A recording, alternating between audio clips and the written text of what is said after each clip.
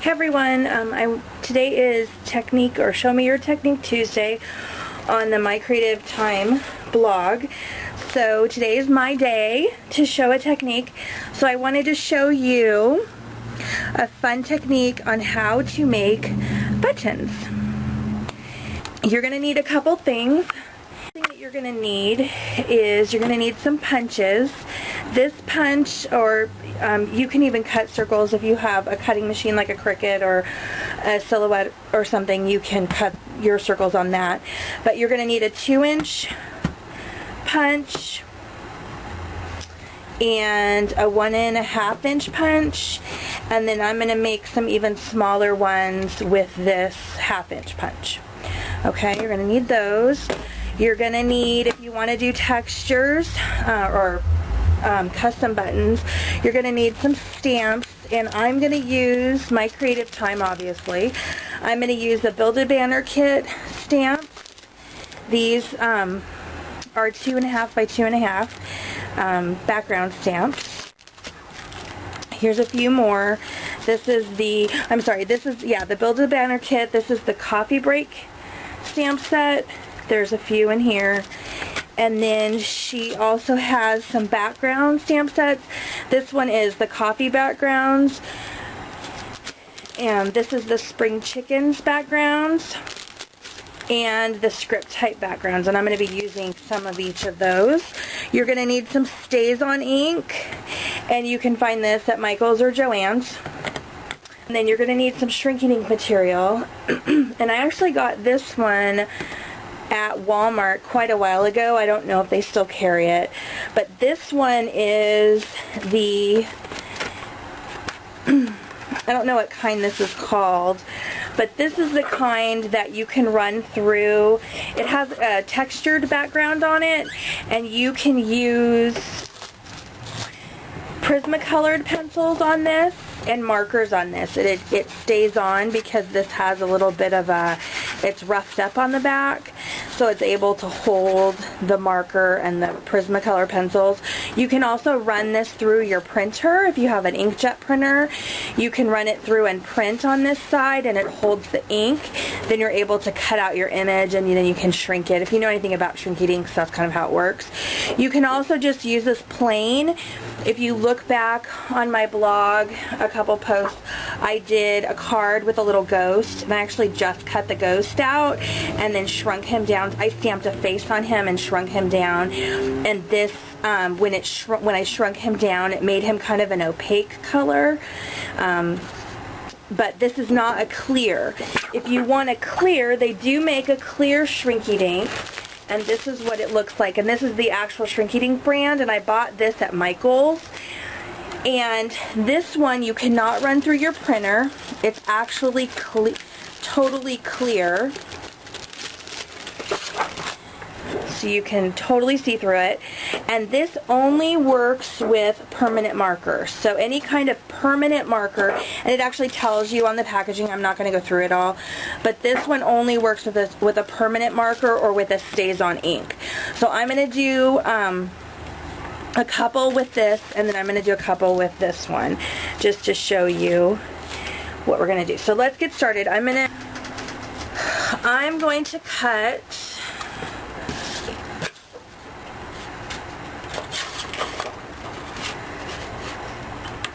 a couple 2-inchers.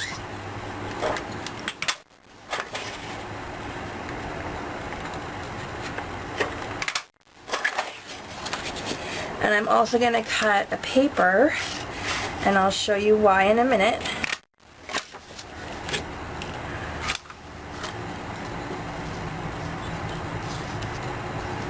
Okay, so there's my 2 rounds that are going to be buttons, and then I'm going to cut, I'm just going to cut one of this is a 1.5, and I'm also going to cut a paper. And again, I'll show you why in a minute. There's those. And then I'm going to cut a small one. This one, again, is a 1/2 inch.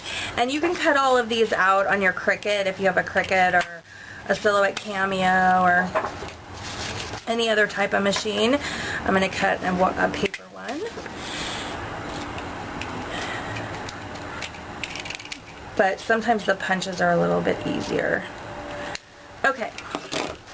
So now we need to punch the holes in them for the button, and the easiest way that I found to get your holes in the right place is to take a piece of paper and punch a paper circle, fold it in half like this, and then you're going to take your crocodile, and I'm going to use the 1/4 inch hole, and I'm going to punch a hole right in the center, and that gave me a template. So now I can hold this onto my circle,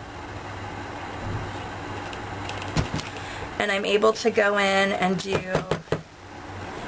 a perfect, there's paper stuck in it, sorry. I'm able to do my holes so that they're in the right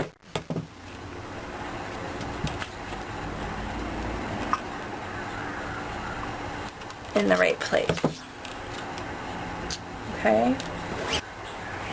Okay, so I punched I punched holes in this one, which is the 1.5, and then I just punched holes in this little tiny one, and I actually punched an 1/8 inch hole, two 1/8 inch holes in this one instead of a 1/4, because the 2 1/4 holes would have taken the whole button. This one's really small and it's going to shrink up really small, but I thought it would be fun just to do it because I use really tiny buttons on a lot of my projects, so I wanted to try that and see how it would work. So the next thing I'm going to do is I'm going to pick out a couple of the stamps and stamp. Okay, so let's do the 2 big ones first, and let's do these black. I'm going to use black ink with these, and this again is a stays on ink.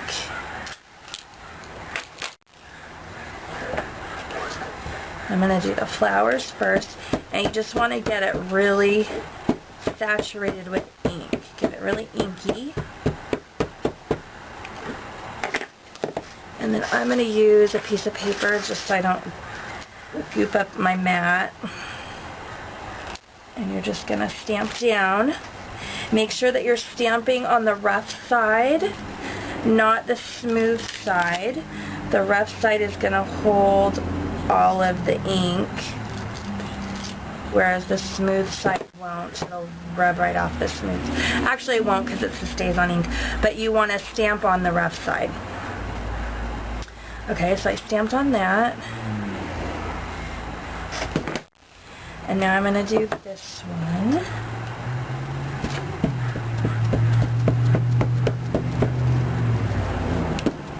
Get it nice and inky. And again, make sure that it's the rough side up.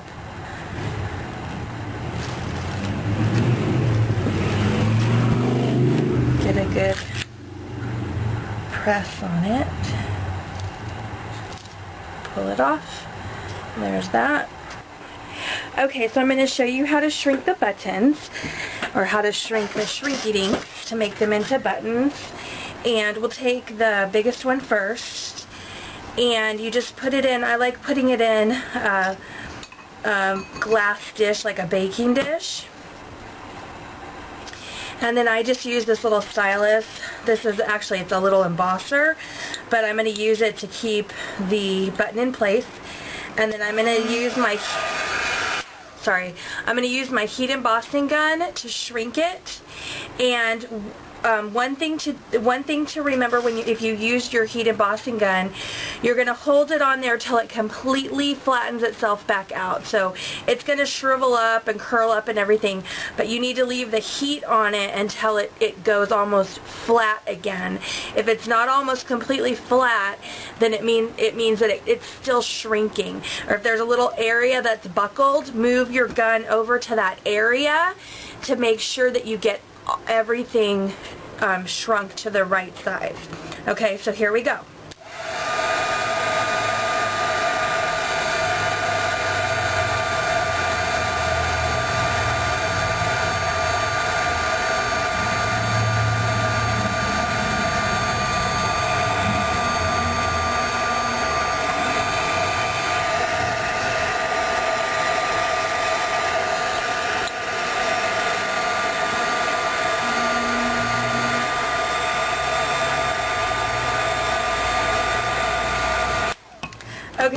of the things I like to do is pop it out of the pan and then set the pan on it, and that helps make it really flat.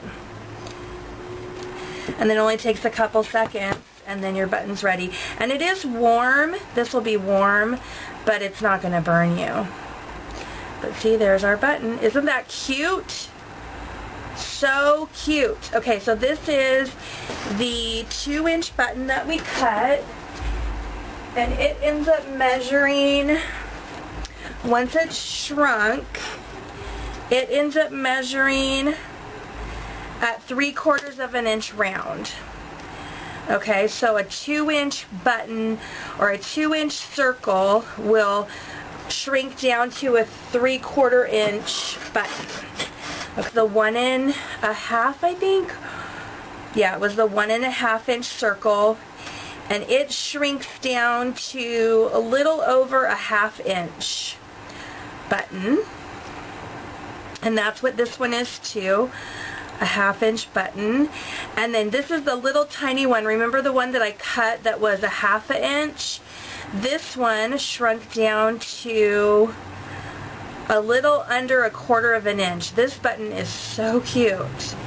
Let's do this one. This is another clear button that I cut. This was a 2-inch, and I stamped it with the coffee sayings.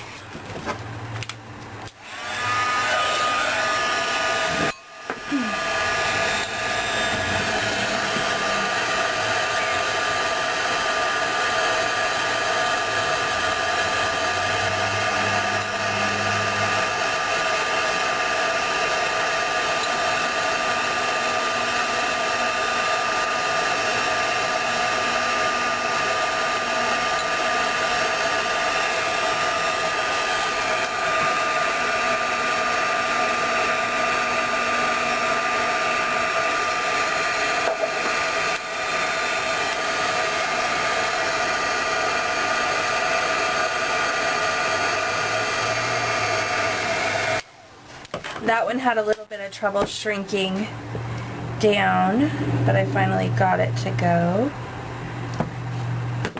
Ooh, that one's really neat. This is the one, the words really show up. Ooh, I really like that one a lot. And this one was stamped with the coffee background stamp set. It was this one, and I used red Stays on ink. But ooh, I love how that looks. Aren't those totally fun? I think these are so fun. So anyway, if you have any questions, leave me a comment on this video, or you can email me through my blog. Thanks for watching. I hope you have a great day. Bye.